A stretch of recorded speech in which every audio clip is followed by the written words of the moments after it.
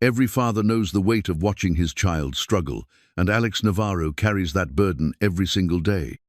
Standing outside the towering glass building of Titan Automotive, he clutches a folder filled with overdue bills and his daughter's hearing aid payment plans. His small repair shop faces foreclosure in 3 days. Inside the corporate tower, CEO Veronica Kent reviews reports showing millions in broken luxury cars that even her best engineers gave up on. When Alex asks to lease unused factory space, she laughs at him. She sees just another desperate man with impossible dreams. But she doesn't see the genius hidden beneath his work.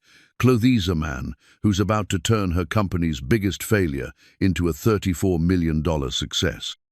What happens when corporate arrogance meets blue-collar brilliance? Before we jump back in, tell us where you're tuning in from. And if this story touches you, make sure you're subscribed, because tomorrow I've saved something extra special for you.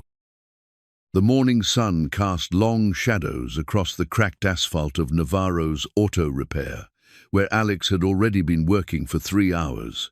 His hands moved with practiced precision around the engine of Mrs. Chen's 1998 Honda Civic, the same car he'd been fixing for the past 5 years. The familiar smell of motor oil and the rhythmic clanking of tools against metal had become the soundtrack of his life since Maria passed away. "Papa, you forgot your coffee again," came a soft voice from the doorway. Alex looked up to see his 12-year-old daughter Sophie holding his favorite Muga-chipped ceramic piece that read, "World's Best Dad," in faded letters. Her hearing aids caught the morning light, the small devices that had cost him more than his first car. She moved carefully around the garage, her keen eyes taking in every detail of his work, with the curiosity that reminded him so much of Maria. "What would I do without you, Mija?" Alex smiled, wiping his hands on an old rag before accepting the steaming cup. The coffee was perfect, exactly the way Maria used to make it, strong with just a hint of cinnamon. Sophie settled onto her usual perch, a cushioned stool positioned where she could watch Alex work. Despite her hearing challenges, she had developed an almost supernatural ability to read his movements, anticipating which tool he'd need next, or when he was about to encounter a particularly stubborn bolt. Her notebook, filled with sketches and observations about various mechanical problems, lay open beside her. "The transmission on Mr. Rodriguez's truck is making that grinding noise again," she said, her voice carrying the slight accent common to children who learn to speak while hearing impaired. "It's the same frequency as when the bearing in the washing machine went bad last month." Alex paused mid-sip. Even after all these years, Sophie's analytical mind continued to amaze him. She saw patterns where others saw chaos, connections where others saw isolated problems. Her engineering teacher at school had called it intuitive systems thinking, whatever that meant. Alex just knew his daughter was special. The garage itself told the story of 3 generations of Navarro men. Alex's grandfather had started the business in 1967, specializing in the classic American cars that dominated the roads back then. His father had expanded the operation through the 80s and 90s, adapting to foreign imports and the growing complexity of automotive technology. Now Alex carried on the tradition, though the weight of responsibility felt heavier with each passing month. The walls were lined with tools that had been passed down through the family, some dating back to his grandfather's era. Hand-forged wrenches, custom-modified pliers, and a collection of diagnostic equipment that represented decades of accumulated wisdom. In the corner sat his father's old radio, still tuned to the same AM station that had played during Alex's childhood, filling the space with gentle Mexican folk music and local news. But the warm familiarity of the garage couldn't mask the harsh reality of the business. The invoices piling up on his desk told a story of declining profits and increasing expenses. The neighborhood was changing, and many of his longtime customers were moving to the suburbs or trading their older cars for newer models that required specialized dealership service. The big chain shops offered faster turnaround and flashier marketing, while Alex's approach patient, thorough, and personal, seemed increasingly out of place in the modern world. The morning routine continued, as it had for years. Alex would work while Sophie completed her homework, the two of them sharing a comfortable silence, broken only by the occasional question about a particularly interesting mechanical problem. Around 10 o'clock, Mrs. Chen would arrive to pick up her car, followed by a steady stream of customers who had come to trust the quiet man who could fix anything with wheels. "Papa, look at this," Sophie said, holding up her notebook. She had been sketching the engine layout of Mrs. Chen's Honda, but with modifications. "What if we could redesign the cooling system to be more efficient? The current setup has these bottlenecks here and here." She pointed to specific areas of her drawing with the confidence of someone far beyond her years. Alex studied the sketch, recognizing the same innovative thinking that had made his own father successful. "You know, Mija, you might be onto something, but Mrs. Chen just needs her car to get to work and back. Sometimes the simplest solution is the best one." "But what about the cars that need more than simple solutions?" Sophie asked, her eyes bright with curiosity. "What about the ones that everyone else gives up on?" The question hung in the air between them, loaded with meaning that neither fully understood yet. Alex had built his reputation on being the mechanic who could fix the unfixable, the one who saw possibilities where others saw only problems. But that reputation, while satisfying, hadn't translated into financial security. As the afternoon wore on, Alex found himself thinking about the stack of bills hidden in his desk drawer. The mortgage payment was 3 months behind. The utility companies were threatening disconnection, and Sophie's hearing aids needed an upgrade that would cost more than he made in a typical month. The insurance covered basic maintenance, but the new models that could significantly improve her quality of life were considered elective and fell outside their coverage. The foreclosure notice had arrived on a Tuesday, delivered by a nervous-looking man in an ill-fitting suit who apologized repeatedly while explaining that Alex had 72 hours to bring his accounts current or face eviction. The amount, 47, zero might as well have been 47 million for all the hope Alex had of raising it in 3 days. That evening, as he helped Sophie with her math homework, Alex watched his daughter work through complex equations with the same methodical approach she brought to mechanical problems. Her hearing aids hummed softly, a constant reminder of both her challenges and her resilience. Maria had always said that Sophie would do great things, that her unique perspective would lead her to opportunities they couldn't even imagine. "Papa, why do you look sad?" Sophie asked, setting down her pencil. Alex forced a smile. "Just thinking about work, Mija, nothing for you to worry about." But Sophie had inherited her father's ability to read between the lines. She had noticed the worried phone calls, the way Alex counted and recounted the bills, the forced cheerfulness that didn't quite reach his eyes. At 12, she understood more about their financial situation than Alex realized, and she had been quietly working on solutions of her own. "What if we could find a way to fix more expensive cars?" she suggested. "The ones that rich people drive. They would pay more money, right?" Alex chuckled despite himself. "It's not that simple, Mia. Those cars require special tools, special parts, special training. And the people who own them don't usually bring their cars to shops like ours. But you could fix them, couldn't you, if you had the chance?" The question echoed in Alex's mind as he tucked Sophie into bed that night. Could he? He had always prided himself on being able to diagnose and repair any mechanical problem, but the world of luxury automobiles seemed as foreign to him as the corporate boardrooms where their owners made their fortunes. As Alex sat alone in his small kitchen, staring at the foreclosure notice spread across the table, he found himself thinking about his father's words. "Mijo, never forget that every machine, no matter how complicated, is just a collection of simple problems waiting to be solved." His father had taught him that patience, observation, and creativity could overcome any technical challenge. But could those same qualities help him navigate the world beyond his garage?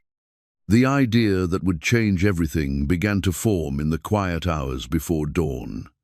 Alex had heard about Titan Automotive's massive campus across town, their reputation for innovation and their deep pockets. What if there was a way to bridge the gap between his world and theirs? What if his skills, honed over decades of solving impossible problems, could find a place in their high-tech environment? As the first light of dawn crept through the kitchen window, Alex made a decision that would set in motion a chain of events none of them could have predicted. He would take Sophie's advice and think bigger. Much bigger. The elevator ride to the 42nd floor of Titan Automotive headquarters felt like ascending to another planet. Alex had borrowed his neighbor's only decent shirt and tie, but even cleaned up, he felt like an imposter among the polished executives who shared the gleaming steel box with him. His calloused hands gripped the manila folder containing his modest proposal, his daughter's medical records, and the crushing foreclosure notice that had driven him to this desperate measure. The reception area could have housed his entire garage 3 times over. Floor-to-ceiling windows offered a panoramic view of the city, while abstract sculptures and award displays spoke of corporate success beyond his imagination. The receptionist, a young woman with perfectly styled hair and a practiced smile, glanced at his appointment confirmation with barely concealed surprise. "Mr. Navarro, Ms. Kent will see you now. Conference Room Jupiter." The name alone, Conference Room Jupiter, seemed designed to intimidate. Alex followed the receptionist down a hallway lined with photographs of sleek concept cars and smiling executives shaking hands with politicians and celebrities. Each image reinforced the vast distance between his world and this one. Veronica Kent stood with her back to the door, silhouetted against the massive windows as she spoke rapidly into a Bluetooth headset. Her tailored charcoal suit and confident posture radiated the kind of authority that came from making million-dollar decisions before most people finished their morning coffee. Alex had researched her extensively Harvard MBA, former McKinsey consultant, credited with turning around 3 failing automotive suppliers before joining Titan 5 years ago. "I don't care what the projections say, Marcus. If we can't show 15% growth this quarter, the board will start asking uncomfortable questions." She ended the call and turned to face Alex, her expression shifting from corporate intensity to polite curiosity. "Mr. Navarro, isn't it? I have exactly 12 minutes. What can I do for you?" Alex had rehearsed this moment dozens of times, but Veronica's directness caught him off guard.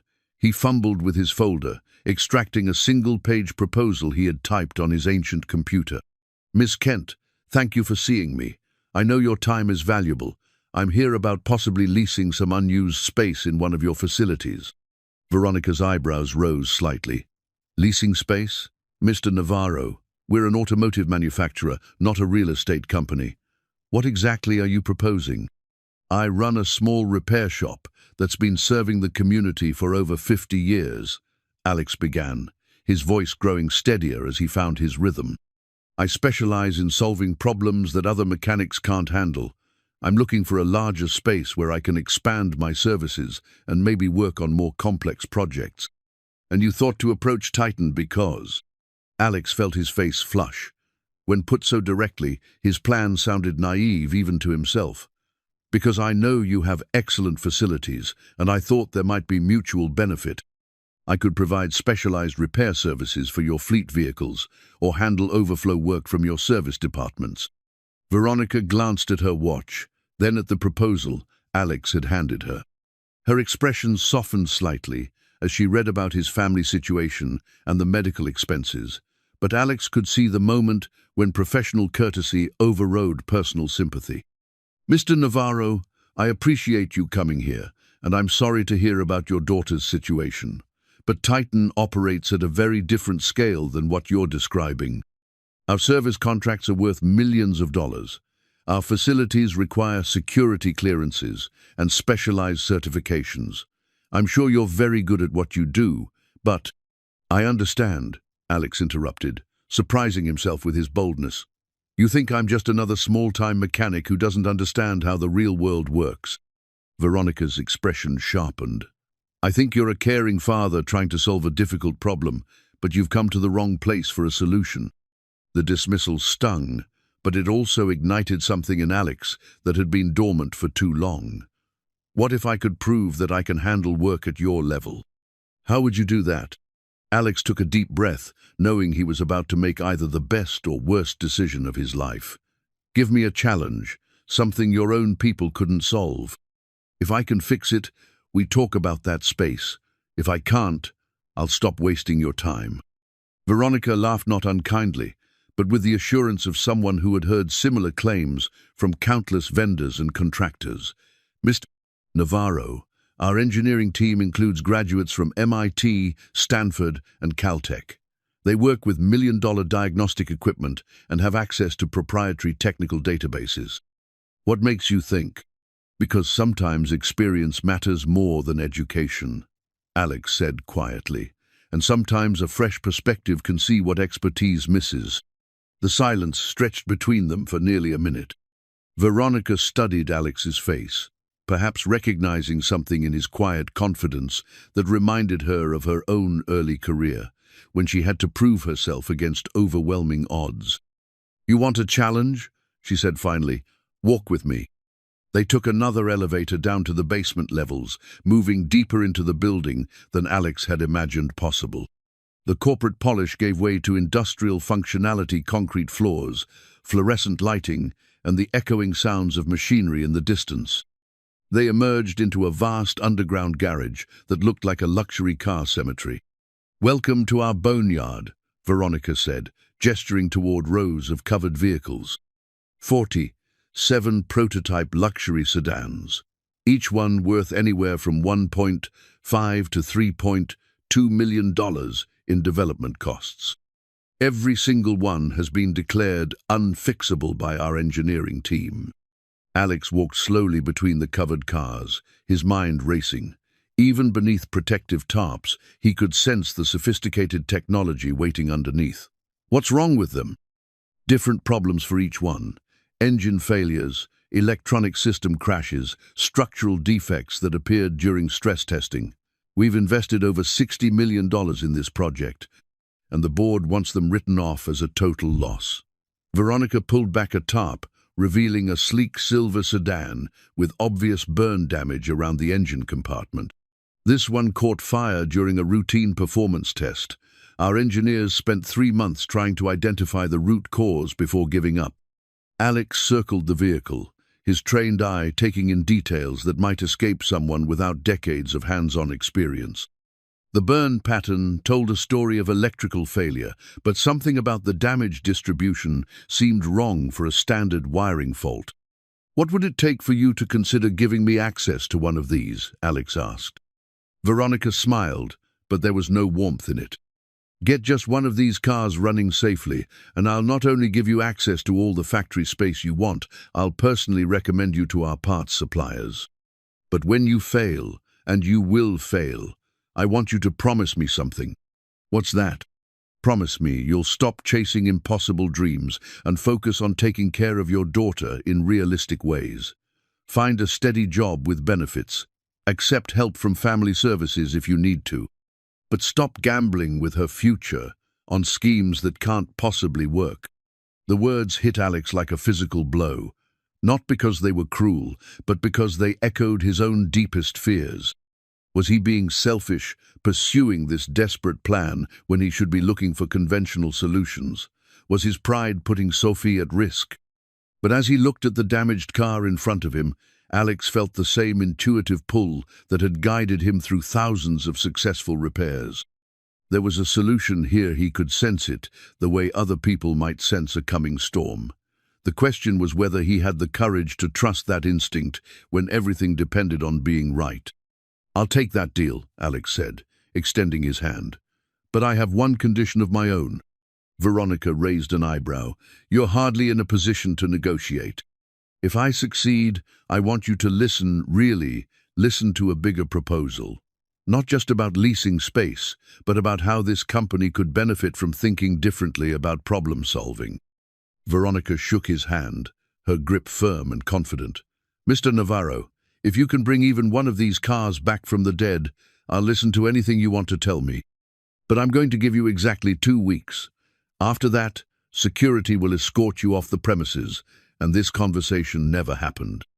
As they rode the elevator back to ground level, Alex felt the weight of what he had just committed to. 2 weeks to solve a problem that had defeated Titan's best engineers. 2 weeks to save his daughter's future and prove that a lifetime of small-scale problem-solving could scale up to corporate challenges. But he also felt something else, a spark of excitement he hadn't experienced since Maria's death. For the first time in years, he had a goal that matched the size of his dreams. Alex returned to the Titan boneyard at 5 in the morning, carrying a thermos of coffee and a toolbox that had belonged to his father. The security guard, a middle-aged man named Joe, who reminded Alex of his old neighborhood, checked his temporary access badge with sympathetic efficiency. "Working on the impossible cars, huh?" Joe said with a knowing smile. "You're not the first to try. Good luck, brother." The underground garage felt different in the pre-dawn quiet. Without the corporate bustle above, Alex could focus on the mechanical whispers that every experienced mechanic learned to hear. He pulled back the tarp on the burned sedan chassis number TX4719 and began his real examination. The first thing that struck him was how beautiful the car was, even damaged. The lines flowed like liquid metal, and despite the fire damage, the craftsmanship was extraordinary. This wasn't just engineering, it was art, but art that had failed spectacularly, which meant the problem lay deeper than surface beauty. Alex opened his notebook, the same kind of composition book Sophie used for school, and began documenting everything: the burn pattern, the melted components, the intact systems that should have been damaged but weren't. His father had taught him that every failure told a story, and the key to fixing any problem was learning to read that story correctly. By the time the morning shift arrived, Alex had filled 12 pages with observations and sketches. The fire had definitely started in the engine compartment, but the electrical damage pattern was inconsistent with a standard short circuit. Something had caused a cascading failure that overwhelmed the car's safety systems. "Any luck?" came a voice behind him. Alex turned to find a young woman in a Titan engineering jacket, watching him with curious interest. Her name tag read Jennifer Chen, and her expression suggested genuine rather than skeptical curiosity. "Just getting started," Alex replied. "Were you part of the team that worked on this one?" Jennifer nodded, approaching the car with the familiarity of someone who had spent long hours trying to solve its mysteries. 3 months of my life right here. We ran every diagnostic we could think of, replaced every component that showed even minor stress indicators, and it still failed the same way every time we tried to restart it." "What exactly happens when you try to start it?" "The engine turns over normally for about 15 seconds, then we get a cascade of error codes, and if we don't shut it down immediately, the fire suppression system activates." Jennifer pulled out a tablet and showed Alex a video of the car's last test. "Watch what happens to the dashboard display right before the failure." Alex studied the video carefully, noting the sequence of warning lights and system alerts. There was something almost organic about the pattern, not like a mechanical failure, but like a living system shutting down to protect itself. "Have you considered that the car might be working exactly as designed?" Alex asked. Jennifer frowned. "What do you mean? It's supposed to catch fire?" "No, but what if it's supposed to shut down when it detects a problem that your sensors aren't picking up?" Alex pointed to a specific pattern in the error cascade. "Look at this sequence. The engine management system is getting conflicting data from 2 different sensors, so it's choosing the safest option, which is immediate shutdown. But we've replaced all the sensors multiple times. What if the problem isn't the sensors themselves, but where they're mounted?" Alex crawled under the car, his experienced eye taking in the sophisticated suspension and drivetrain.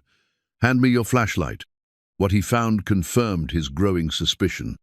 The sensor mounting points showed stress fractures so small they would be invisible to casual inspection, but large enough to cause intermittent signal corruption under engine load.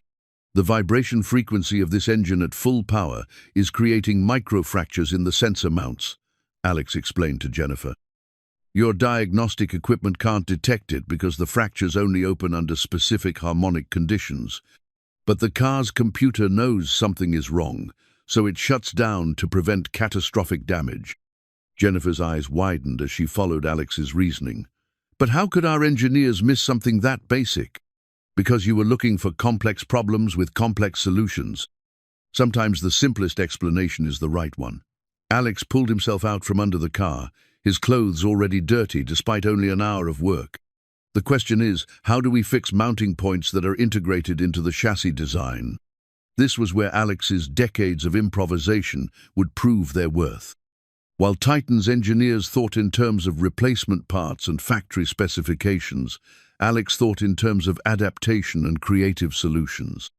The sensor mounts couldn't be replaced without rebuilding the entire engine bay, but they could be reinforced.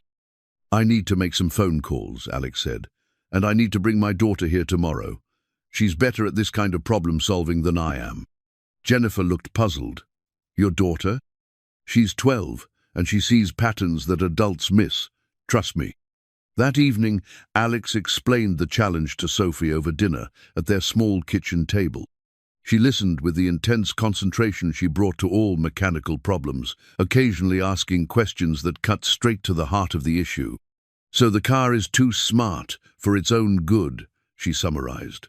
"It knows something is wrong, but it can't communicate what it knows because the communication system is part of the problem." "Exactly. The sensors are like your hearing aids. They work fine until the environment interferes with their ability to function properly." Sophie was quiet for a long moment, her eyes distant in the way that meant she was processing complex information. "Papa, what if we don't fix the mounts? What if we give the computer a different way to understand what the sensors are telling it?" "What do you mean?" "Like when my hearing aids get feedback in noisy places, I've learned to read lips and watch body language instead. What if we could teach the car's computer to use other information when the sensors get confused?" The solution that emerged from their conversation was elegant in its simplicity. Instead of trying to fix the mounting points, they would install additional microsensors in different locations, creating redundant data streams that could compensate for the interference patterns. The car's computer could then cross-reference multiple inputs and make more accurate decisions. The next morning, Alex and Sophie returned to the boneyard with a plan and a box of components ordered overnight from Alex's network of suppliers. Sophie's eyes went wide when she saw the prototype cars, but she quickly focused on the technical challenge at hand. "The frequency analysis confirms Papa's theory," she said after running some calculations on her tablet. "But look at this. The interference pattern changes based on ambient temperature and humidity. We need sensors that can adapt to environmental conditions." Jennifer, who had volunteered to assist with the project, watched in amazement as the 12-year-old girl identified variables that the adult engineering team had never considered. "How did you know to look for environmental factors?" Jennifer asked. "Because living things adapt to their environment," Sophie replied, matter-of-factly. "If we want the car to be smart, we have to think about how smart things actually work." By the end of the first week, they had installed a network of adaptive sensors throughout the engine bay, each one calibrated to provide redundant information that could override the interference patterns affecting the original mounts. The modification was elegant, invisible to casual inspection, and completely reversible if it failed. "Ready for the test?" Alex asked, his hand hovering over the ignition. The engine turned over smoothly, settling into the precise idle that marked quality engineering. The dashboard showed normal readings across all systems. After 30 seconds, Alex gradually increased the RPMs, watching for the cascade of error codes that had plagued previous attempts. The car ran flawlessly. Word of Alex's success spread through Titan's engineering department faster than he had expected. By the second week, a small crowd gathered each morning to watch the father-daughter team work on increasingly complex repairs. The burned sedan had been just the beginning. Each prototype presented unique challenges that tested both conventional engineering wisdom and creative problem-solving. Car TX 4727 suffered from what the engineers had classified as catastrophic structural failure, stress fractures in the carbon fiber body panels that appeared without warning during routine testing. Traditional repair methods would require replacing the entire chassis at a cost that exceeded the car's original development budget. Sophie studied the fracture patterns with the methodical approach she brought to her math homework. "Papa, these cracks follow the same pattern as the ones in our driveway after the winter freeze." Alex knelt beside his daughter, examining the hairline fissures that spider-webbed across the sleek panels. She was right. The damage looked like thermal stress rather than impact trauma. What causes concrete to crack in winter? Temperature changes make it expand and contract, but the different materials expand at different rates. Sophie replied, "What if the carbon fiber and the metal frame are fighting each other when the car gets hot?" The insight led them to develop a revolutionary repair technique using bamboo graphene resina material Alex had discovered through late-night research into sustainable composites. The resin could bond seamlessly with carbon fiber while providing enough flexibility to accommodate thermal expansion. More importantly, it was strong enough to restore structural integrity while remaining virtually invisible. "This is incredible," Jennifer said, watching Alex carefully apply the resin to the damaged panels. "Where did you learn about bamboo graphene composites?" "YouTube University," Alex replied with a grin. Sophie found a materials science channel run by a professor in Japan. "We've been watching his lectures during our lunch breaks." The repair process required patience and precision that matched any surgery. Alex worked with tools he had modified himself: brushes, adapted from his painting supplies, heating elements salvaged from old appliances, and pressure applicators machined in his garage from scrap metal. Each repair was unique, requiring him to adapt his techniques to the specific damage patterns and environmental conditions. Sophie proved invaluable as both assistant and innovator. Her 3D printing skills, developed through a school engineering program, allowed them to create custom tools and replacement parts that weren't available through conventional suppliers. Her hearing aids, which she had initially seen as a limitation, gave her an unusual sensitivity to the subtle acoustic signatures that indicated successful repairs.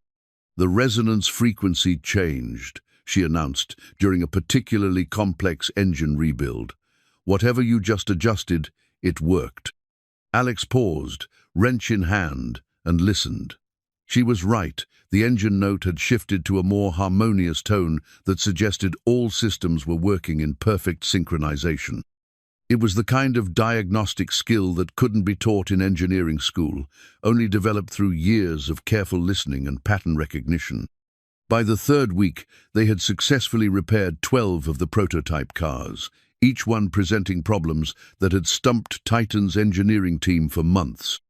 Alex documented every technique in detailed notes, creating a repair manual that read like a combination of technical specifications and folk wisdom. "The key is to think of each car as a living system," he explained to Jennifer and the growing group of Titan engineers who came to observe their work. "Every component affects every other component.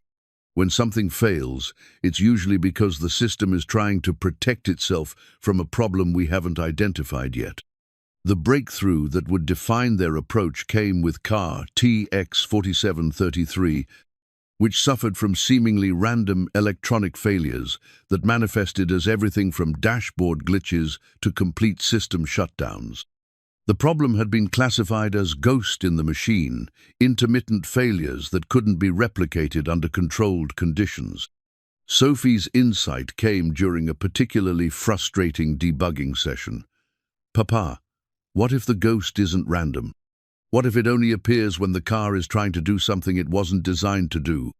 Her question led them to discover that the electronic failures occurred only when the car's various computer systems tried to communicate simultaneously.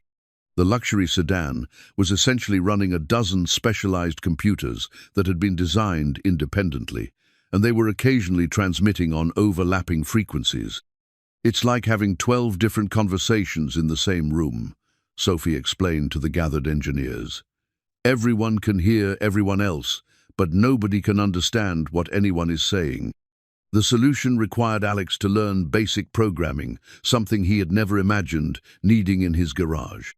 Working with open-source software that Sophie found through online maker communities, they developed a traffic management system that coordinated communication between the car's various computers. "This is essentially creating a new operating system for the vehicle," Jennifer observed as she watched Alex upload their custom code to the car's central processor. "Is that hard?" Alex asked, genuinely unsure whether they were attempting something simple or revolutionary. Most automotive companies spend years and millions of dollars developing proprietary operating systems. You just built one in your garage using free software and your daughter's laptop. The electronic repairs opened new possibilities for their approach. Instead of simply fixing existing problems, they began optimizing the car's performance beyond their original specifications. Sophie's programming skills, combined with Alex's mechanical intuition, allowed them to unlock potential that the original designers had never realized. Car after car rolled through their improvised repair bay, each one emerging not just functional, but improved. The burned sedan now ran cooler and more efficiently than the original design. The structurally damaged car was actually stronger after repair than it had been when new. The electronically troubled vehicles now coordinated their systems with a precision that impressed even Titan's senior engineers. "How many have we fixed now?" Alex asked one evening as they cleaned their tools. 18 running perfectly, 12 more ready for testing," Sophie replied, consulting her meticulously maintained repair log. "Papa, we're actually going to fix them all, aren't we?" Alex looked around the boneyard, where covered cars sat in neat rows awaiting their turn. Each one represented a different challenge, but also a different opportunity to prove that experience and creativity could triumph over expensive equipment and advanced degrees. "Mija, I think we might be doing something even more important than fixing cars," he said quietly. "I think we're fixing the way people think about what's possible." The realization that they were succeeding beyond anyone's expectations brought its own challenges. Veronica Kent had begun making daily visits to check their progress, her initial skepticism giving way to something that looked like genuine amazement. But Alex could see the wheels turning behind her executive facade, and he suspected that success might bring complications they hadn't anticipated. "What happens when we're finished?" Sophie asked, as they packed up their tools for the day. It was a good question, and Alex wasn't sure he had a good answer. The original deal had been simple: fix one car and earn the right to lease factory space. But they were fixing all 47 cars, and in the process they were demonstrating capabilities that went far beyond simple repair work. "I don't know, Mija," Alex said honestly, "but whatever happens, we'll face it together." The transformation in the Titan boneyard had become impossible to ignore. What had begun as a father's desperate attempt to save his garage had evolved into something that challenged fundamental assumptions about innovation and problem-solving. As Alex and Sophie entered their 4th week, the underground space hummed with an energy that hadn't existed since the prototypes were first built. Sophie had established herself as the unofficial coordinator of their expanding operation. Her laptop connected to a network of online collaborators, engineering students, makers, and tinkerers from around the world who had become invested in their success.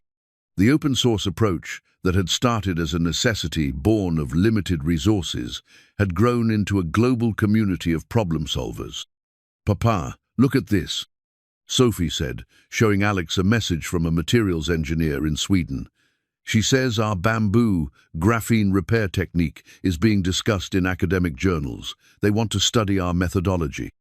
Alex paused in his work on car TX4741, a vehicle whose advanced suspension system had been defeated by what appeared to be simple metal fatigue.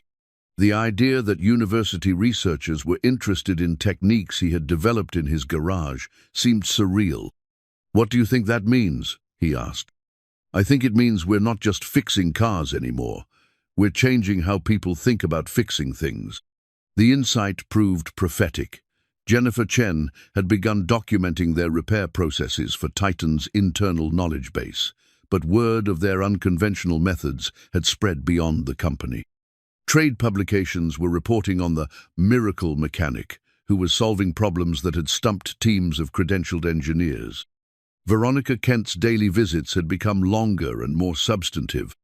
She no longer checked on their progress with the skepticism of someone waiting for failure, but with the careful attention of an executive recognizing opportunity. "Show me the suspension repair," she said during her morning visit, her tone carrying the authority of someone accustomed to being obeyed. Alex guided her to car TX 4741, where he had been working on what the engineering reports described as catastrophic metallurgical failure. The suspension components had developed stress fractures that made the vehicle unsafe at any speed above 30 miles per hour. The original engineers tried replacing the failed components with identical parts, Alex explained, pointing to the sleek suspension arms that connected the wheels to the chassis. But the replacement parts failed in exactly the same way, which told me the problem wasn't the parts themselves. What was it then? The parts were being asked to do something they weren't designed for. Alex demonstrated the issue by showing how the suspension geometry changed under different load conditions. When the car corners hard, the suspension compresses in a way that puts stress on these joints at an angle the original design didn't account for. Sophie joined the explanation, her tablet displaying force diagrams she had calculated using engineering software she had taught herself to use. "The math shows that the stress concentrates right here," she said, pointing to a specific component, "but only when the car is performing at the limits of its design parameters." "So how do you fix geometry that's built into the chassis?" Veronica asked. Alex smiled, recognizing the same question he had asked himself weeks ago. "You don't fix the geometry. You adapt the components to work with the geometry as it exists." The solution had required Alex to machine new suspension components in his garage, working with materials and specifications that pushed his modest equipment to its limits. Instead of trying to force the suspension to work within its original parameters, he had redesigned the components to accommodate the actual stress patterns the car generated during aggressive driving. "This is essentially a complete suspension redesign," Veronica observed as she examined the modified components.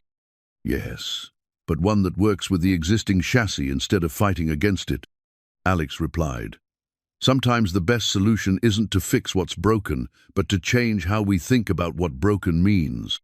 The conversation was interrupted by the arrival of someone Alex didn't recognize, a man in an expensive suit who carried himself with the confidence of someone accustomed to boardrooms and corporate jets.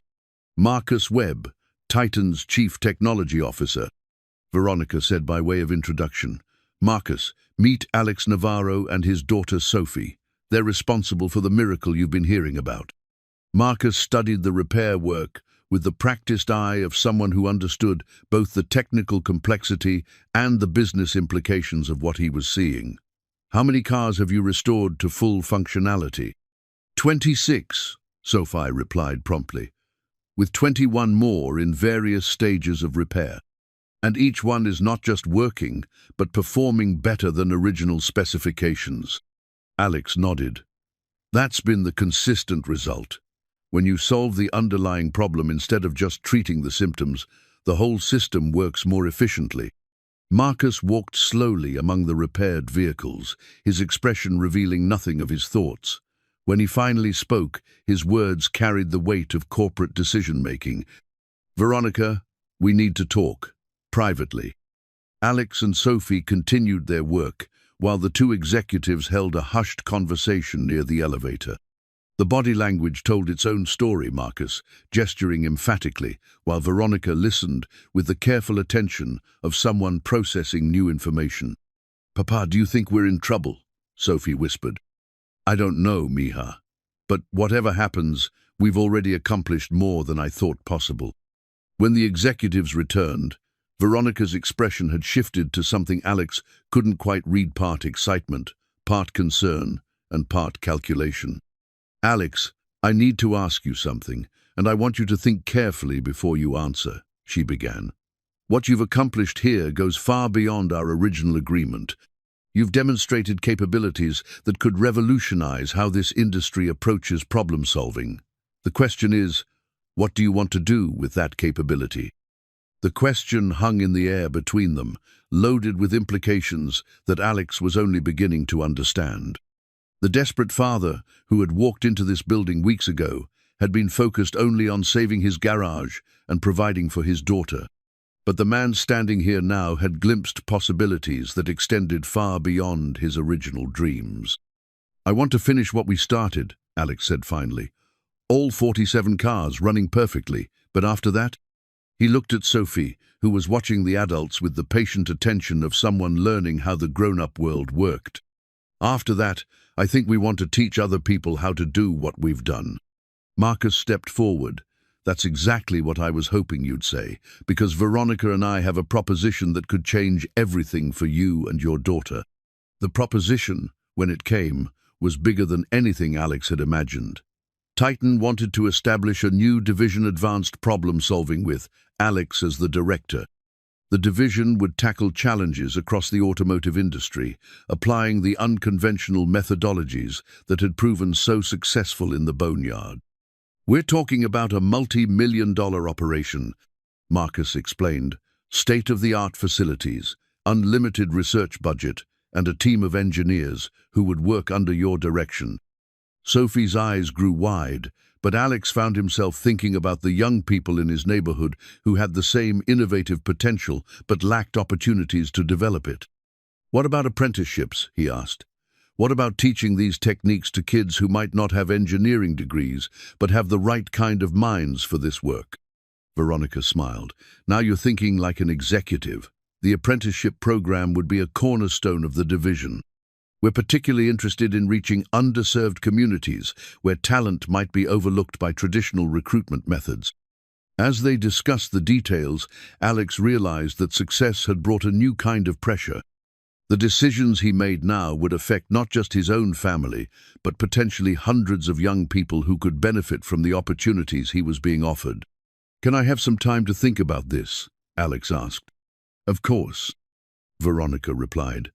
"But I should mention that word of your work has reached other companies.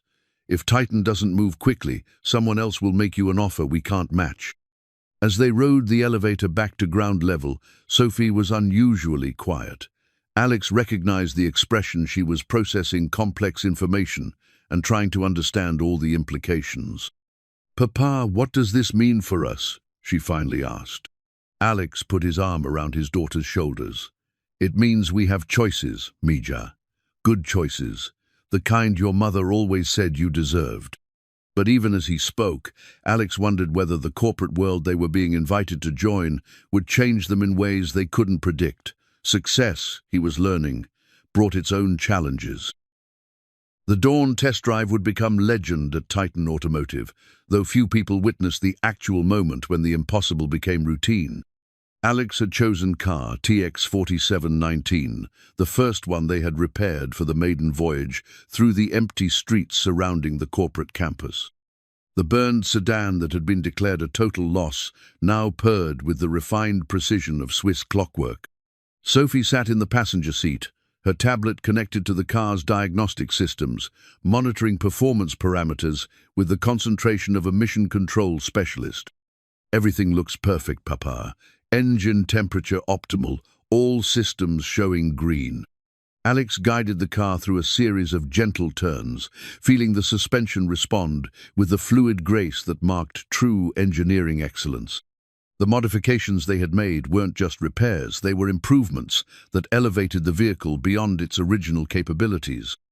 "Want to see what she can really do?" Alex asked, glancing at his daughter. Sophie grinned, her hearing aids catching the subtle changes in engine note as Alex accelerated. The car responded instantly, launching forward with a surge of power that pressed them back into the leather seats. But more than the speed, it was the smoothness that impressed a delivery system working in perfect harmony, every component doing exactly what it was designed for. They drove in comfortable silence through the pre-dawn streets, both of them understanding that this moment marked a transition from one phase of their lives to another. The desperate struggle to save their garage had evolved into something neither had imagined possible. "Papa, stop here," Sophie said, as they crested a hill that offered a panoramic view of the city awakening below them. Alex pulled over, and they sat watching the sun paint the sky in shades of gold and amber. The city stretched endlessly in all directions, millions of people beginning another day, most of them unaware that a father and daughter had just proven that determination and creativity could overcome any obstacle. "Do you remember what Mama used to say about dreams?" Sophie asked quietly. Alex smiled, his throat tightening with emotion. She said dreams aren't something you chase. They're something you build, one day at a time, with your own hands. "We built this one, didn't we?" "We did, Miha. We really did." When they returned to Titan, word of the successful test drive had already spread throughout the building.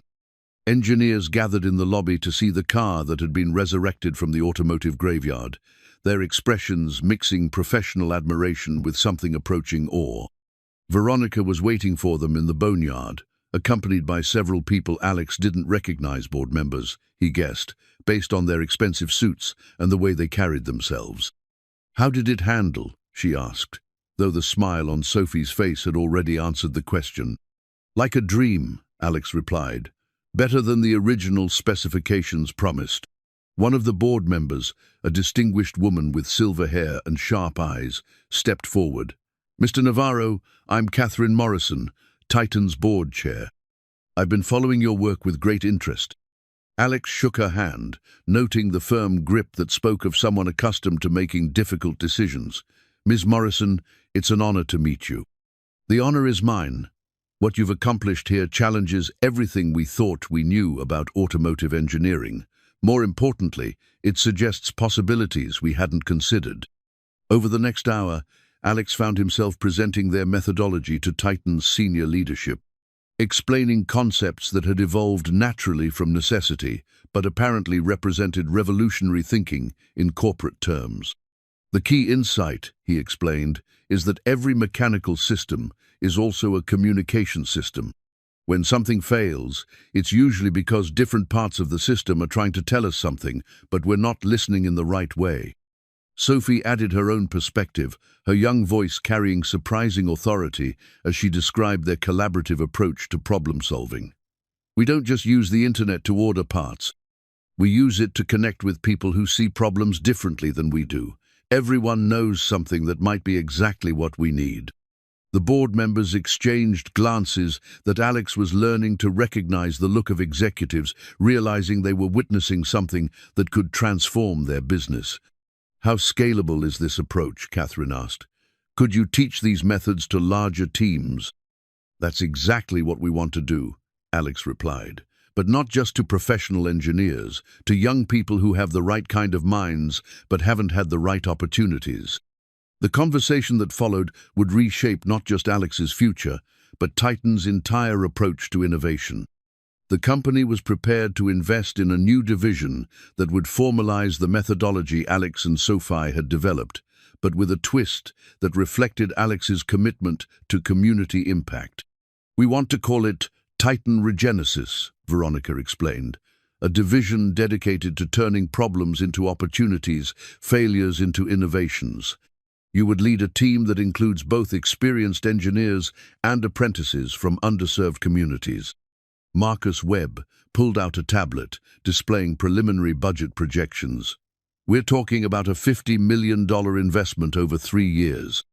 State-of-the-art facilities, competitive salaries for your team, and full scholarships for apprentices who demonstrate aptitude for this kind of work."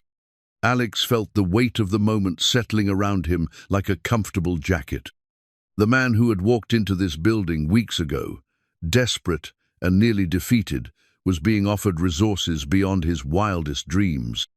But more than the money, it was the vision that excited him, the possibility of creating opportunities for young people like the ones he had grown up with. "There's one condition," he said, surprising himself with his boldness. "What's that?" Catherine asked. "Sophie gets to be the first junior engineer in the program. She's 12, but she's already contributed more to this project than most adults twice her age." Sophie's eyes widened in shock, but Alex could see the excitement building behind her careful composure. This was the kind of opportunity Maria had dreamed about, for their daughter a chance to develop her talents in an environment that would challenge and support her. "That's highly irregular," Marcus began, but Catherine raised a hand to silence him. "Irregular times call for irregular solutions," she said. "If Sophie wants the position and can handle the responsibility, I see no reason why age should disqualify her." The celebration that followed felt surreal to Alex. Engineers who had initially viewed him with skepticism now sought his advice on their own projects. Executives who had never heard of him a month ago were planning organizational changes around his methodology. But the moment that mattered most came when Sophie pulled him aside during the impromptu reception that had materialized in the boneyard. "Papa, are you sure about this? About me being a junior engineer?" Alex knelt down to look his daughter in the eye. "Mija, I've never been more sure of anything in my life. You have a gift that could help a lot of people. But more than that, you've earned this opportunity. Everything we've accomplished here, we've accomplished together." Sophie hugged him tightly, and Alex felt the last vestiges of doubt melt away. They had started this journey to save their garage and pay for her hearing aids. They were ending it with the resources to transform not just their own lives, but the lives of countless young people who would follow in their footsteps. As the day wound down and they prepared to leave Titan for the last time as outsiders, Alex took one final look around the boneyard. Every car now ran perfectly, their diagnostic displays showing the green lights that indicated optimal performance. But more than the mechanical success, it was the human transformation that impressed him. Jennifer Chen had been promoted to lead the technical documentation team for Regenesis. Several Titan engineers had requested transfers to the new division. Word was spreading through engineering schools about the innovative apprenticeship program that would launch in the fall. "Ready to go home?" Alex asked Sophie as they packed their tools. "Ready to go start our new life," she corrected, her smile lighting up the underground space that had become their laboratory for proving that anything was possible. Tomorrow, they would return as employees, as leaders, as the foundation of something that would outlast both of them. But tonight, they were still the father-daughter team that had turned corporate failure into personal triumph, one impossible repair at a time. 3 months later, the transformation was complete in ways that even Alex hadn't anticipated. All 47 prototype cars had been restored to better-than-new condition, and the collector car auction that Veronica had arranged was generating buzz throughout the automotive world. The event, held at an exclusive venue in Beverly Hills, attracted buyers whose annual car budgets exceeded the GDP of small countries. Alex stood in the staging area, wearing the first suit he had owned since his wedding, watching billionaires and celebrities examine the cars he and Sophie had brought back from the dead. Each vehicle represented weeks of painstaking work, but more than that, they represented proof that traditional boundaries between possible and impossible were often nothing more than failure of imagination. "Nervous?" Veronica asked, approaching with 2 cups of coffee and the confident smile that had become familiar over their months of collaboration. "Amazed," Alex replied. "6 months ago, I was 3 days from losing everything. Now, I'm watching people bid millions of dollars on cars that were considered worthless scrap." The auction catalogue made for impressive reading. Car TX 4719, the burned sedan that had started their journey, was expected to sell for over $3 million, not just because of its rarity, but because of the innovative repair techniques that had made it stronger and more efficient than the original design.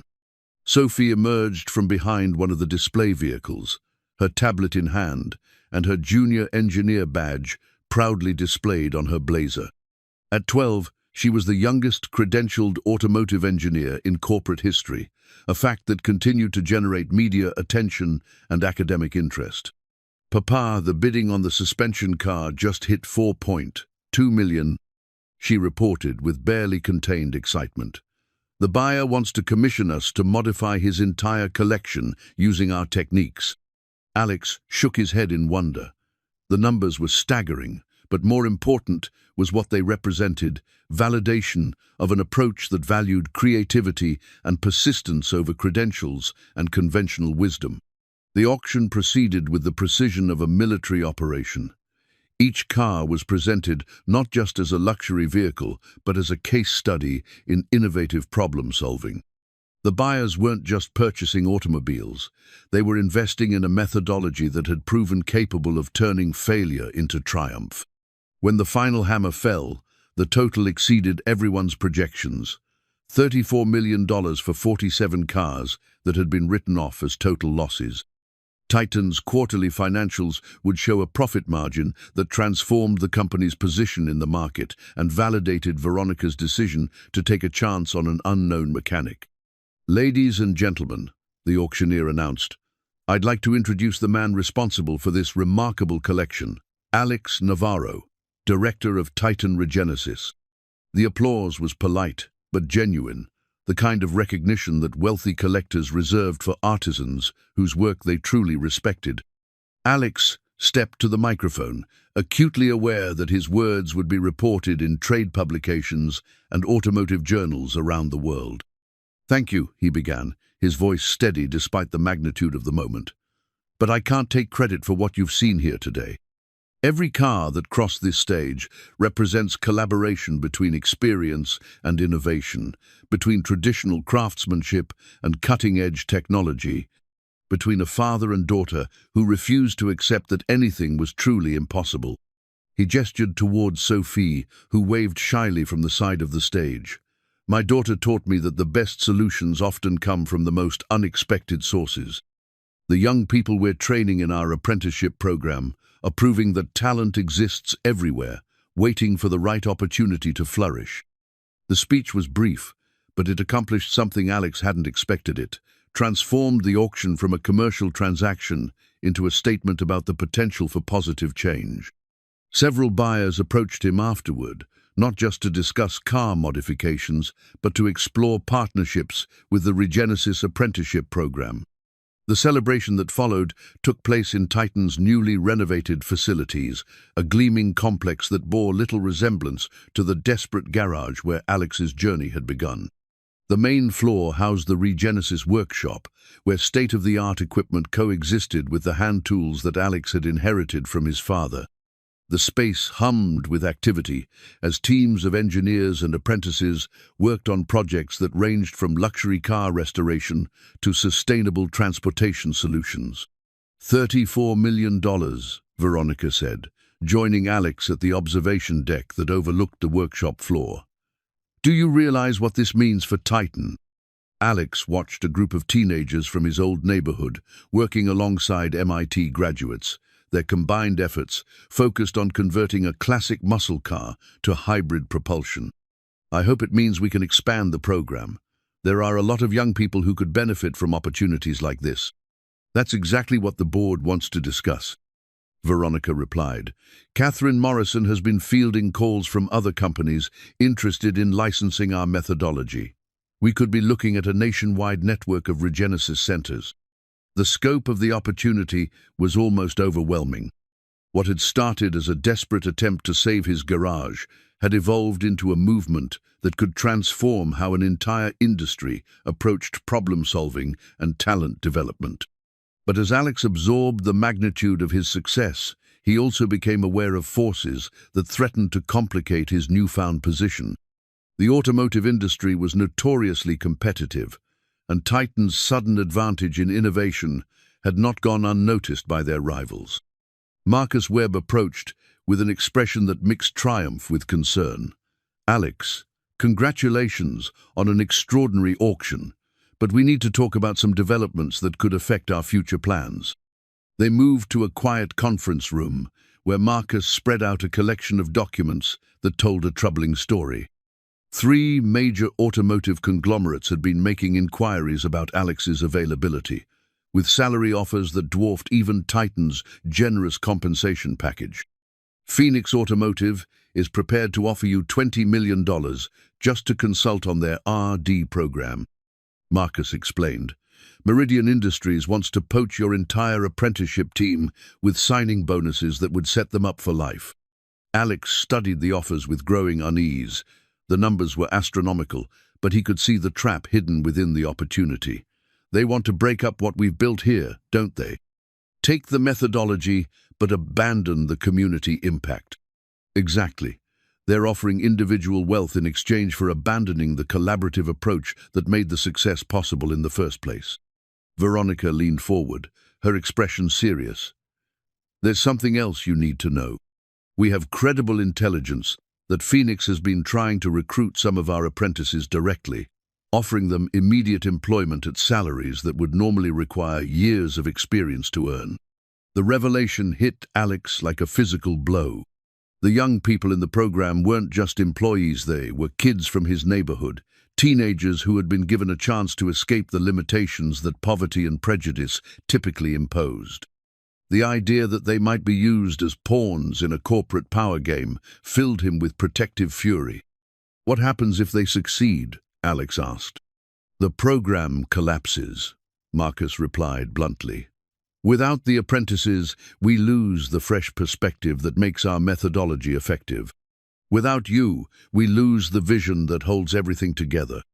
Phoenix gets the talent they want, Meridian gets the techniques they need, and Titan is left with expensive facilities and no competitive advantage. Sophie had been quiet throughout the conversation, but Alex could see her processing the implications with the same analytical approach she brought to engineering problems.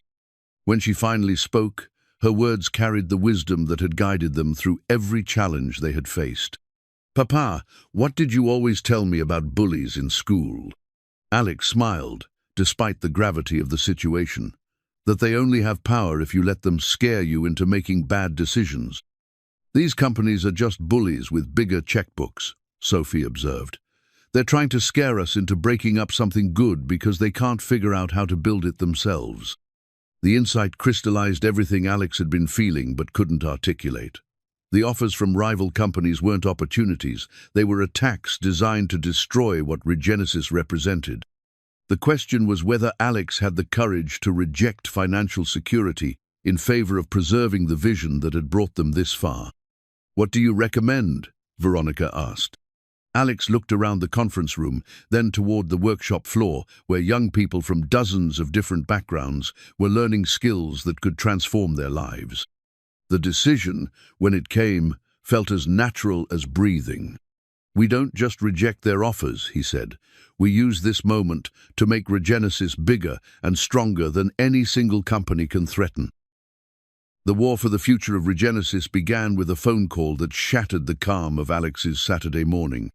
He was in his garagee, the original one, which he had kept as both workshop and sanctuary, helping Sophie rebuild the engine of a 1967 Mustang that would serve as her senior project, despite her being only 12 years old. Alex, we have a problem. Veronica's voice carried through the phone with barely controlled urgency. Phoenix just made offers to 6 of our apprentices. Not consulting contracts, full employment with immediate start dates, and signing bonuses of $100,000 each. Alex set down his wrench, the weight of the implications settling over him like a heavy blanket.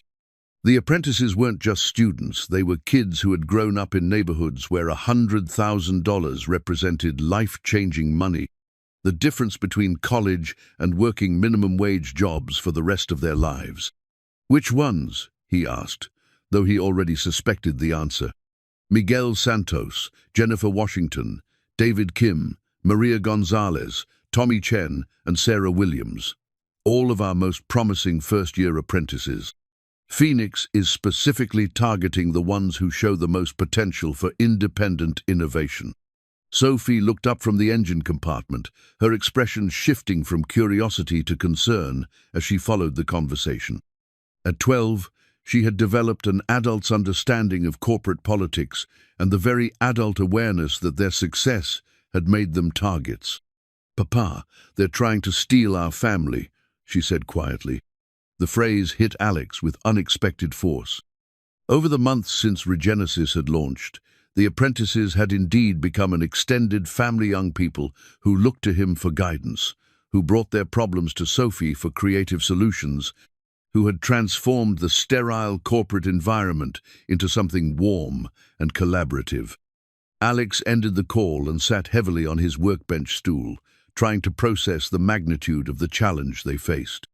Phoenix Automotive wasn't just trying to hire away their talent, they were systematically dismantling the heart of what made Regenesis successful. "What are we going to do?" Sophie asked. "I don't know yet, Miha, but we're going to figure it out, just like we always do." Over the next week, the situation escalated with the precision of a military campaign. Phoenix's recruitment efforts expanded beyond the apprentices to include Jennifer Chen and several other Titan engineers who had become integral to the Regenesis methodology. Each offer was carefully calibrated to exploit individual vulnerabilities: student loan debt, family medical expenses, dreams of financial security that seemed impossible to achieve on traditional career paths. The Monday morning team meeting felt like a wake. 6 empty chairs marked the absence of apprentices who had been cornerstones of the program's collaborative culture. Miguel Santos, whose innovative approach to electronics had solved 3 supposedly impossible problems, had submitted his resignation via email without explanation. Jennifer Washington, whose leadership had inspired younger apprentices to push beyond their comfort zones, had simply stopped showing up. "This is more than corporate recruiting," Marcus Webb explained to the remaining team. "Phoenix has systematically analyzed our program, identified our key contributors, and targeted them with offers designed to create maximum disruption with minimum investment." Alex studied the faces around the conference table, a mix of experienced engineers and young apprentices who were watching their colleagues disappear into the corporate machinery of their competitors. The fear was palpable, but so was something else: anger at the injustice of seeing their community torn apart by forces beyond their control. "They're going to keep coming, aren't they?" asked Carlos Mendoza, one of the apprentices who had turned down Phoenix's initial offer, "until they take everyone who makes this place special." "That's the plan," Veronica confirmed. "Phoenix doesn't want to compete with our methodology, they want to own it. If they can hire away enough of our people, they can claim they've developed the techniques internally and patent everything we've created." Sophie had been quiet throughout the meeting, but Alex recognized the expression on her face, the same focused concentration she brought to complex engineering problems. When she finally spoke, her words carried the clarity that had guided them through every previous challenge. "What if we made it impossible for them to steal our family?" she asked. "How would we do that?" Marcus replied. "By making our family too big to steal." The idea that emerged from that conversation would reshape not just Regenesis, but the entire landscape of automotive innovation. Instead of trying to protect their methodology from competitors, they would give it away, but in a form that preserved its collaborative spirit, while making it impossible for any single company to monopolize. "We create the Regenesis Foundation," Alex explained to Catherine Morrison and the Titan board the following day. "A non-profit organization that develops and shares innovative problem-solving techniques with educational institutions, community organizations, and small businesses worldwide." The proposal was audacious in its scope. Rather than keeping their methodologies proprietary, they would open-source everything: repair techniques, training materials, collaborative platforms, while maintaining control over the certification and quality standards that gave the program its credibility. "Essentially, we franchise the concept, but retain the soul," Veronica summarized. "Any company can use our techniques, but only organizations that commit to our community impact standards can become certified Regenesis partners." Catherine studied the proposal with the careful attention of someone who understood both its potential and its risks. This would mean giving up significant competitive advantage. Other companies could benefit from innovations that Titan developed, but it would also mean that no single competitor could corner the market on talent, Alex replied. "Phoenix can hire away 6 apprentices, but they can't hire away 6,000. And they can't replicate the collaborative culture that makes the methodology effective in the first place." The board discussion that followed lasted 4 hours and covered everything from intellectual property law to the long-term strategic implications of open-source business models. But ultimately, the decision came down to a choice between protecting short-term profits and investing in long-term impact. The foundation model has one other advantage, Sophie added during her presentation to the board, her confidence growing with each word. It turns our competitors into our customers. Phoenix wants our apprentices because they can't develop the talent internally. But if they become a certified Regenesis partner, they can access our training programs while committing to the same community impact standards we follow. The vote, when it came, was unanimous. Titan would establish the Regenesis Foundation as an independent organization with Alex as executive director and Sophie as the youngest board member in foundation history. The initial endowment would come from the profits of the car auction, ensuring financial independence while demonstrating Titan's commitment to the project's success. But even as they celebrated the board's approval, Alex was aware that the real battle was just beginning. Phoenix and other competitors wouldn't simply accept defeat, they would adapt their strategies, looking for new ways to exploit weaknesses in the foundation model. The test came sooner than expected. Within days of the foundation announcement, Phoenix launched a public relations campaign questioning the safety and reliability of untrained apprentices working on luxury automobiles. Trade publications began running articles about the risks of amateur engineering and the liability issues associated with non-traditional training programs. They're trying to destroy our reputation before the foundation can get established. Jennifer Chen explained during an emergency strategy meeting, if they can convince the industry that our methods are dangerous, it won't matter how many partners we recruit. Alex felt the familiar weight of responsibility settling over his shoulders.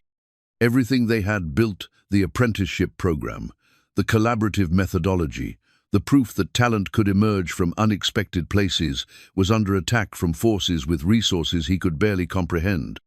But as he looked around the room at the faces of young people who had discovered capabilities they never knew they possessed, Alex realized that this moment was exactly what they had been preparing for. Every impossible repair, every innovative solution, every demonstration that conventional wisdom could be wrong, had been building toward this confrontation. "They want a fight?" Alex said, his voice carrying the quiet confidence that had carried him through every previous challenge. "Then let's give them one they'll never forget." The final battle for the soul of Regenesis was about to begin, and Alex Navarro intended to win it on his own terms.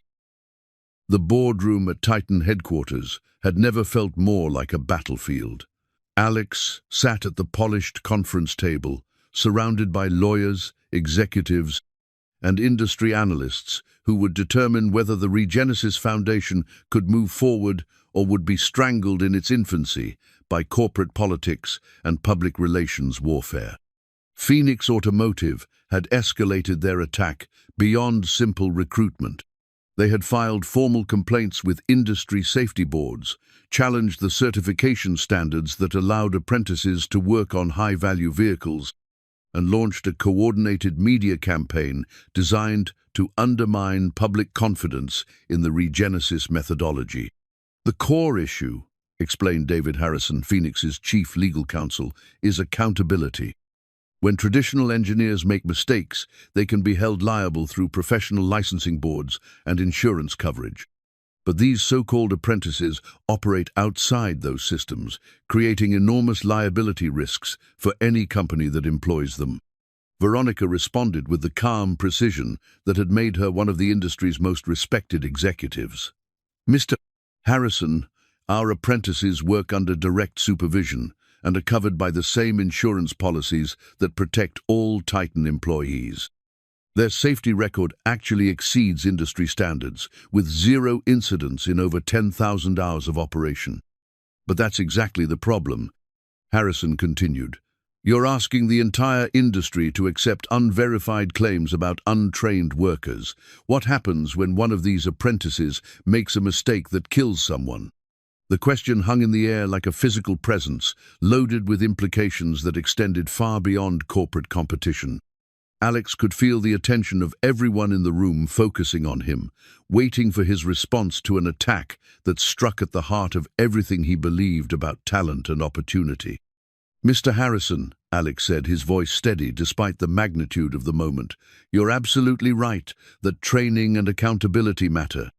That's why every apprentice in our program spends their first 6 months in intensive education before they're allowed to touch a single component. That's why they work under supervision for their entire first year. And that's why our safety record speaks for itself."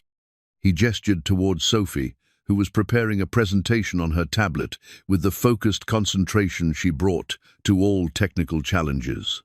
"But you're wrong about one fundamental thing. These young people aren't untrained. They're trained differently, and in many cases, better than traditional programs produce." Sophie stepped forward, her junior engineer badge catching the light as she moved to the presentation screen. At 12 years old, she was about to defend not just her own credentials, but the entire philosophy that had created the Regenesis program. "I'd like to show you something," she said, her voice carrying surprising authority for someone who still needed a booster seat to reach the conference table properly. "This is a comparative analysis of problem-solving efficiency between traditional engineering teams and Regenesis collaborative groups." The data that appeared on the screen told a compelling story. Across dozens of metrics, time to solution, cost-effectiveness, innovation rating, and long-term reliability, the Regenesis methodology consistently outperformed conventional approaches. "The difference isn't training," Sophie explained. "The difference is perspective. Traditional engineers learn what should work. We learn to figure out what does work, even when it doesn't match what the textbooks say." Harrison leaned forward, his expression skeptical.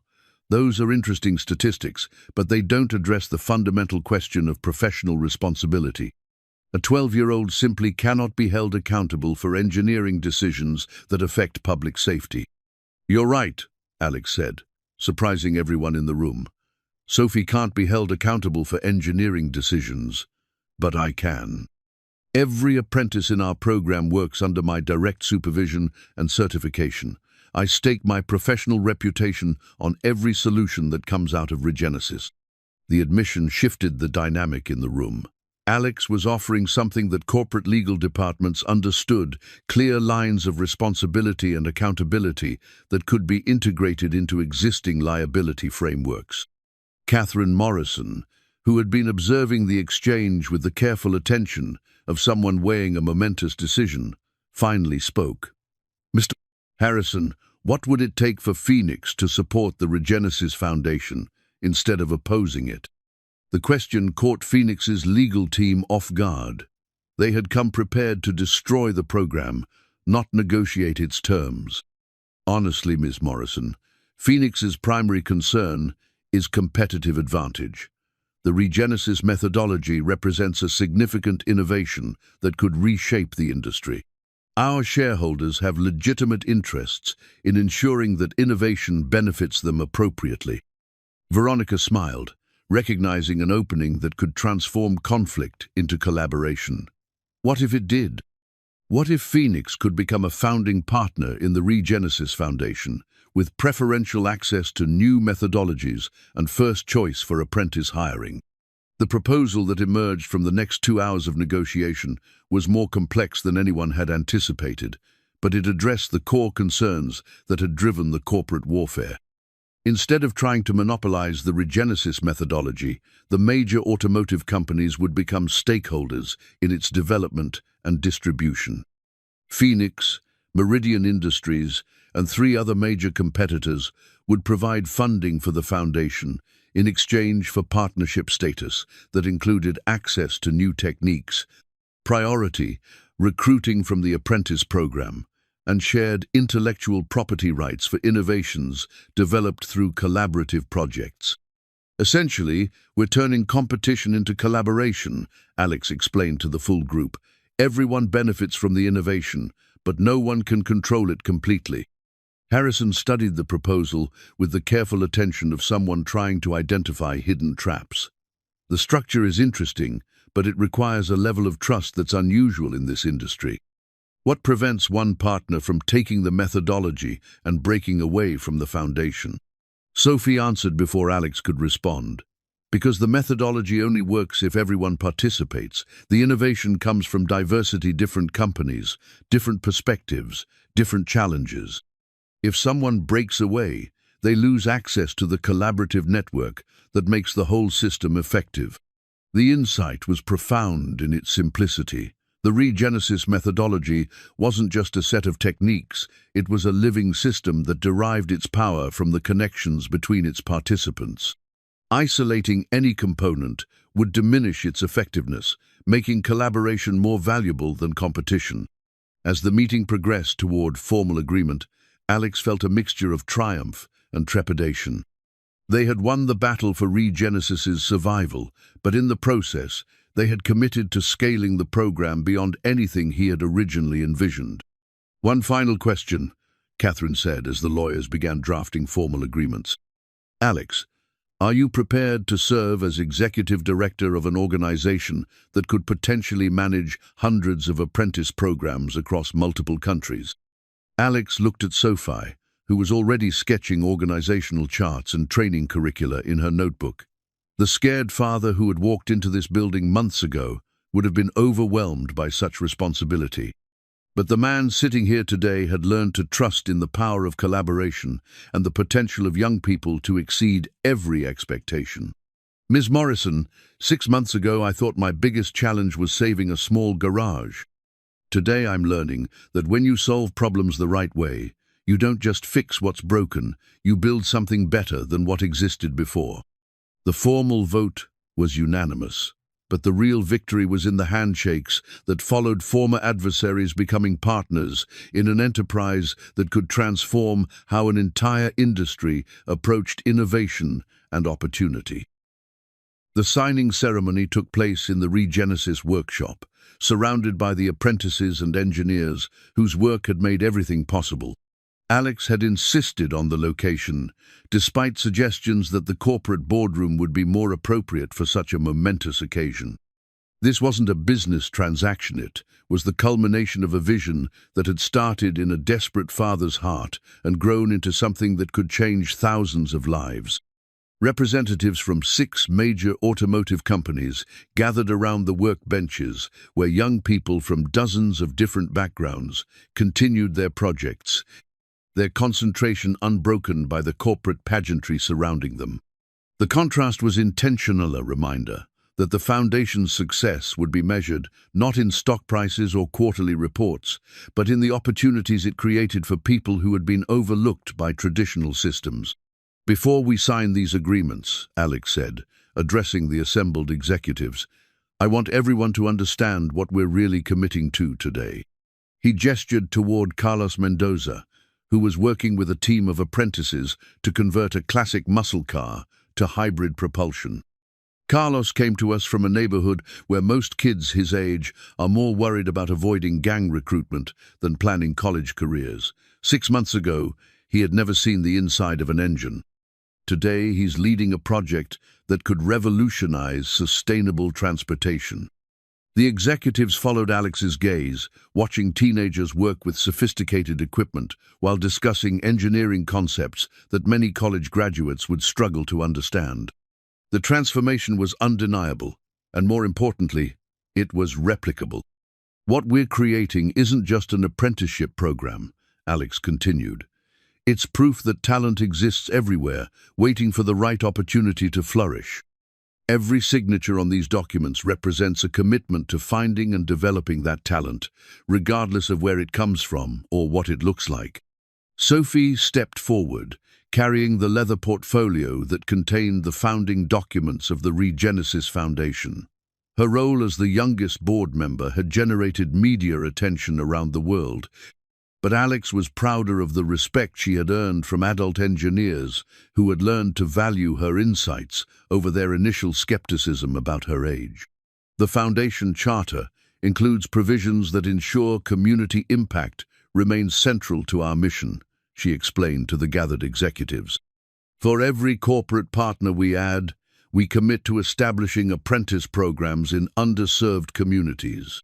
Success isn't just measured by technical innovation, it's measured by lives changed and opportunities created. David Harrison from Phoenix Automotive was the first to sign, his signature representing a dramatic shift from adversary to ally. 6 months ago, we saw Regenesis as a threat to established industry practices. Today, we recognize it as the future of how our industry will develop talent and solve problems. One by one, the other executives added their signatures, each one representing not just a business partnership, but a philosophical commitment to collaborative innovation. The formal language of corporate agreements couldn't capture the human significance of what was being created, but Alex could see understanding in the faces around him. The ceremony concluded with the presentation of the first official Regenesis Foundation charter to Alex, signed by all the corporate partners and endorsed by the apprentices who had made everything possible. The document was beautiful in its simplicity, a single page that established principles and commitments that would guide the organization for generations to come. This charter represents more than a business agreement, Catherine Morrison said as she handed Alex the framed document.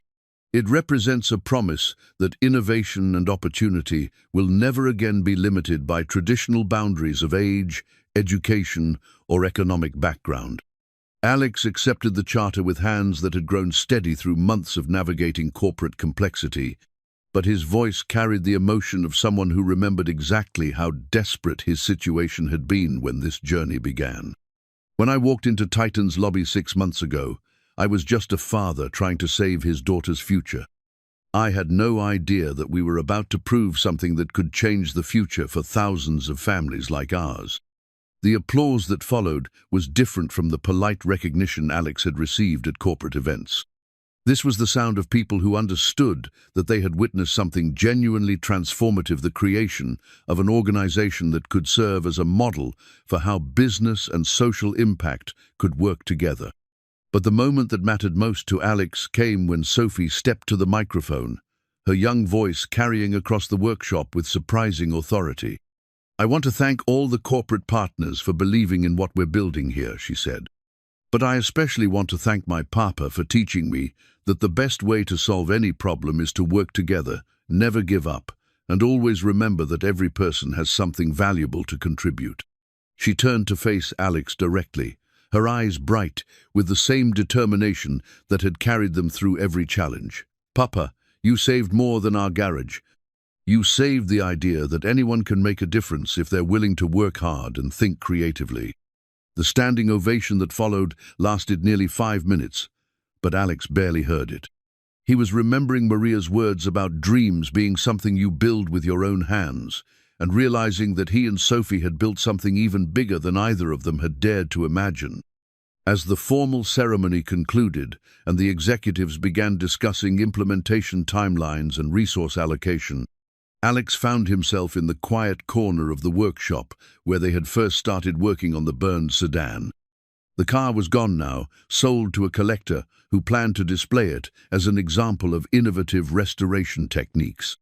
But the workbench remained, bearing the scars and stains of countless hours of problem-solving. Jennifer Chen approached, carrying a small wrapped package. "From all of us," she explained, gesturing toward the apprentices and engineers who had gathered nearby. "A token of appreciation for everything you've made possible." Alex unwrapped the gift to find a custom-machined wrench, beautifully crafted and engraved with the words Regenesis Foundation, Executive Director, along the handle. It was functional art, a tool that honored both his mechanical roots and his new role as leader of an organization that could reshape an entire industry. "It's perfect," Alex said, his throat tight with emotion. "But you know what the best part is? I'm still going to use it. No matter how big this organization grows, I never want to forget that everything we do starts with someone willing to get their hands dirty and figure out how to fix what's broken." The celebration continued into the evening, but Alex and Sophie eventually found themselves alone in the workshop, surrounded by the quiet hum of equipment and the comfortable familiarity of tools and projects. The transformation from desperate garage owner to foundation executive felt surreal, but the fundamental relationship between father and daughter remained unchanged. "Papa, are you scared?" Sophie asked, as she helped him clean and organize the tools they had used during the ceremony. Alex considered the question carefully. "A little," he admitted. "We're responsible for a lot of people now, and a lot of dreams. But I'm also excited. We've proven that our approach works on a small scale. Now we get to find out if it can work on a scale that really matters." Sophie nodded, her expression thoughtful. "Mama would be proud of us, wouldn't she?" "Mija, your mother is proud of us. I feel it every day." Alex put his arm around his daughter's shoulders, marveling at how much she had grown not just physically, but in confidence and capability. "And I think the best way to honor her memory is to make sure every young person in our programs gets the same opportunities you've had." As they prepared to leave the workshop for the night, Alex took one last look around the space that had become the birthplace of something extraordinary. Tomorrow would bring new challenges scaling the program, managing corporate partnerships, ensuring that rapid growth didn't compromise the collaborative culture that made everything possible.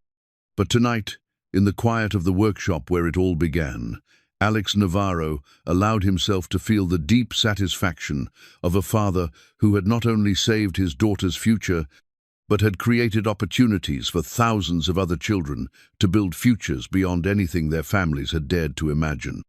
The signed partnership agreement in his briefcase represented the formal launch of the Regenesis Foundation, but the real foundation built on trust, collaboration, and the unwavering belief that talent could emerge from anywhere had been established months ago by a desperate father and his brilliant daughter who refused to accept that anything was truly impossible. 6 months after the foundation launch, Alex stood in the doorway of what had once been Titan's automotive graveyard, now transformed into a state-of-the-art training facility that hummed with the energy of young minds pushing the boundaries of what was possible. The underground space that had once housed 47 unfixable cars now accommodated over 200 apprentices from 6 different countries, working on projects that ranged from sustainable transportation to aerospace engineering. The morning routine had evolved, but maintained the same collaborative spirit that had characterized their earliest days. Sophie, now 13 and serving as the Foundation's Director of Youth Innovation, led the daily briefing where apprentices shared discoveries, challenges, and breakthrough moments from their ongoing projects. The team from our Detroit Center solved the battery cooling problem using a technique they adapted from industrial refrigeration, reported Marcus Kim, one of the original apprentices who had become a regional coordinator.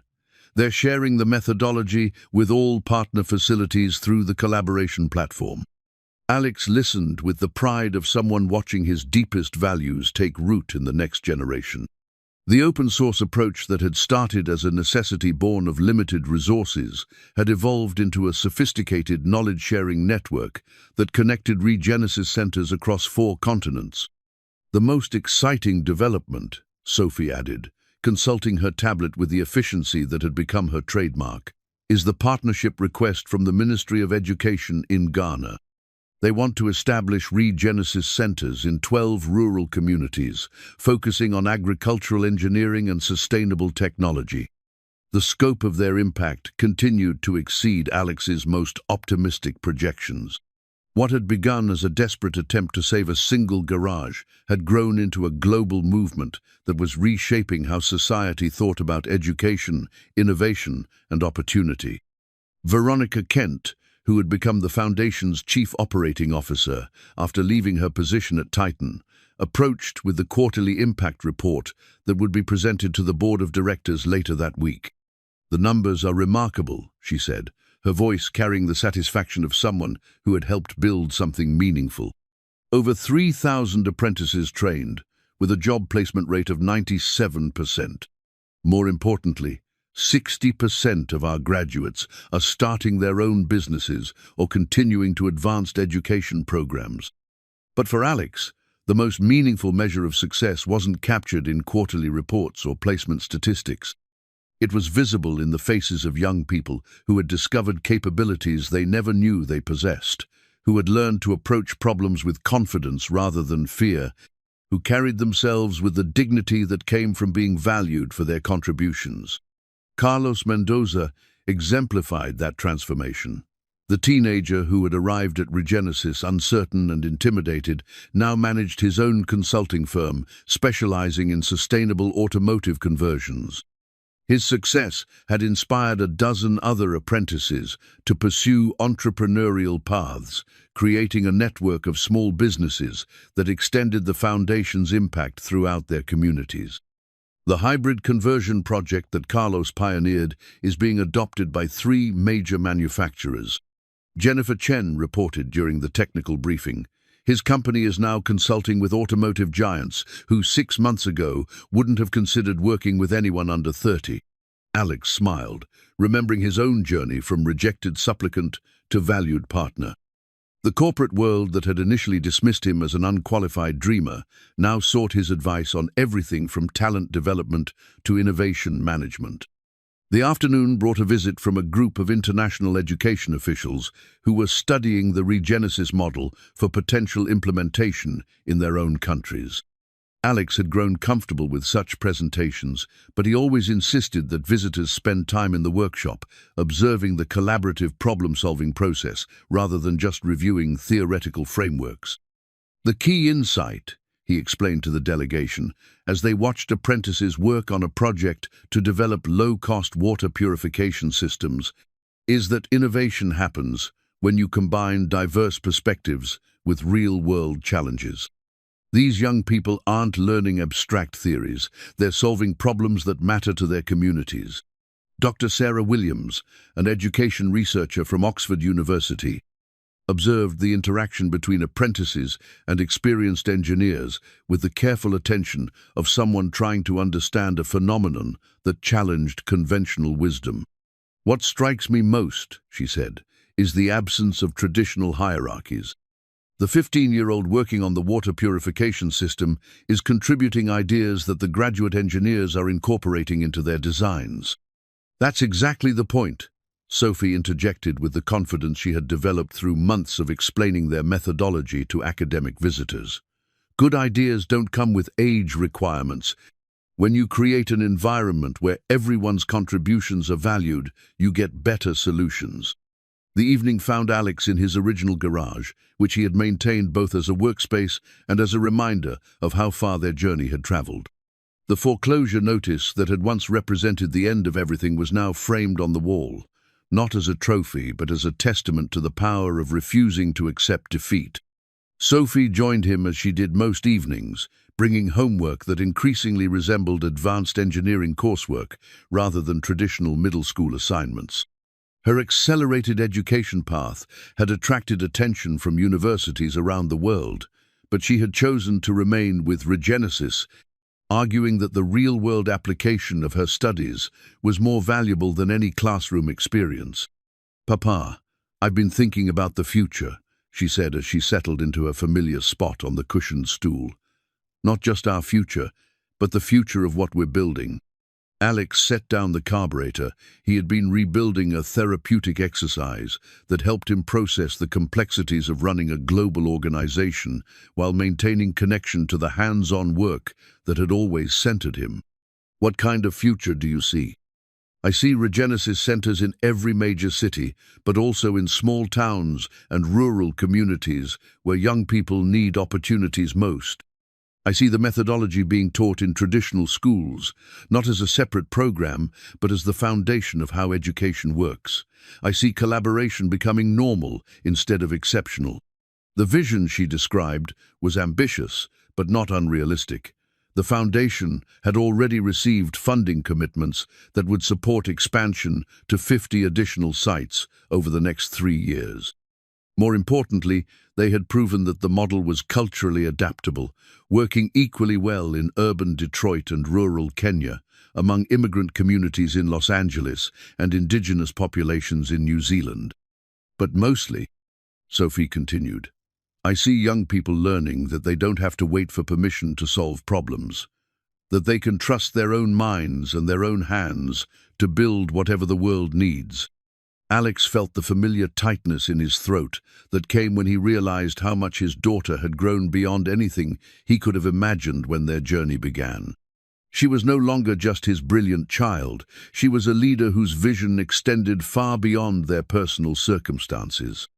"Mija, you know what I'm most proud of?" "What, Papa?" "Not that we saved our garage or built a successful organization.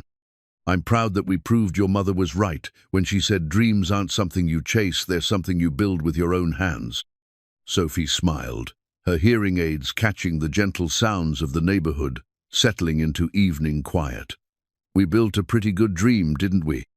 Alex looked around the garage where it all began, then toward the window that offered a view of the Regenesis complex in the distance, its lights representing hundreds of young people discovering their own potential. The desperate father who had once sat in this same spot, counting bills and facing foreclosure, could never have imagined the journey that would unfold from a single moment of refusing to give up. "We built something better than a dream, Mija. We built a way for other people to build their own dreams." As father and daughter worked together in the comfortable silence that had characterized their relationship from the beginning, Alex understood that their story was really just beginning. The Regenesis Foundation would continue to grow and evolve, touching lives and creating opportunities in ways they couldn't yet imagine. But the heart of everything they had accomplished would always rest in the simple truth that had guided them from the first day. When people are willing to work together, learn from each other, and refuse to accept that anything is impossible, there is no limit to what they can achieve. The garage was quiet except for the gentle sounds of tools against metal and the distant hum of a city full of possibilities. Tomorrow would bring new challenges and new opportunities, but tonight, Alex Navarro was exactly where he belonged, working alongside his daughter, building the future one problem at a time.